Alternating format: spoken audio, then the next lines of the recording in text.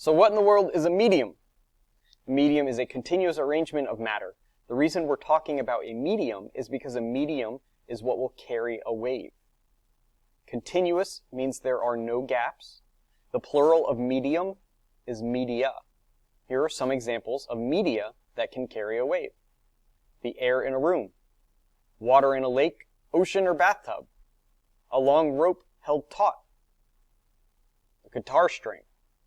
Anything is where there is matter close together can carry a wave. A wave is a disturbance in a medium that propagates. Propagates means travels in all possible directions away from the point where the wave disturbance started.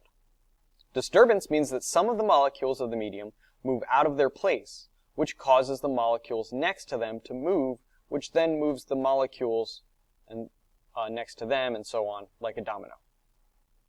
A wave can either be a wave pulse or a continuous wave. A wave can either be a transverse or a longitudinal wave. A wave can either be a traveling wave or a standing wave. A wave can either be a mechanical wave or an electromagnetic wave. So there's a lot of types of waves that we're going to be dealing with. And just because you are a transverse wave does not mean that you can't also be a traveling wave. There are some limitations to the pairing that comes with this. So, for example, light is a transverse traveling electromagnetic wave. Pulsed versus periodic. The wave pulse is a single disturbance in the medium. This animation shows a wave pulse, one single hump traveling down a rope. A periodic wave is a repeated disturbance that has regular timing. We can divide a period and frequency for a periodic wave. Remember that period is the time that it takes for one complete cycle. So in this case, from crest until crest, or from midpoint until we get back to that same midpoint. That would be the period. The frequency is how often the cycles are coming, or the inverse of your period.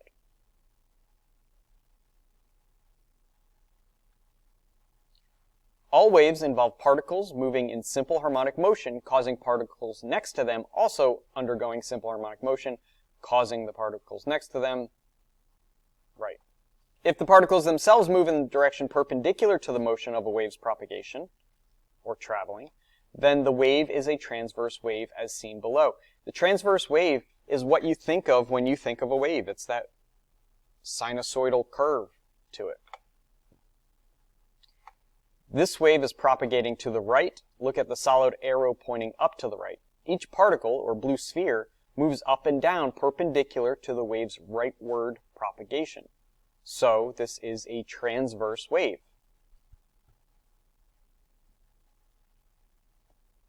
A transverse wave has crests and troughs. A crest is a point where the wave is the highest, where the spheres are displaced the most from their equilibrium. That's also called the amplitude. A trough is a point where the wave is the lowest.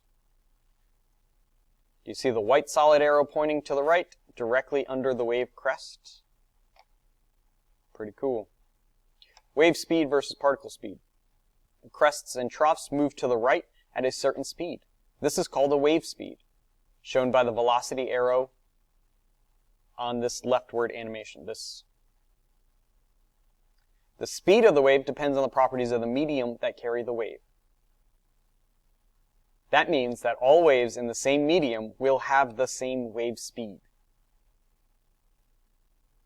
The particles themselves oscillate with simple harmonic motion. Each particle has its own speed.